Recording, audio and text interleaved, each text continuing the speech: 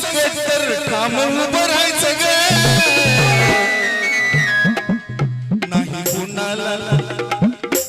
नाही कोणाला भ्यायचं ग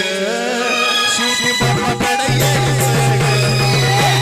कोणाला भ्यायचं ग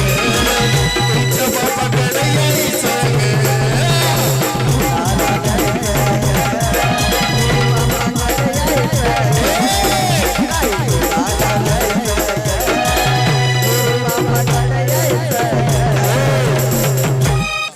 नाही कोणाला भ्यायचं ग सासऱ्याकडे यायचंय ना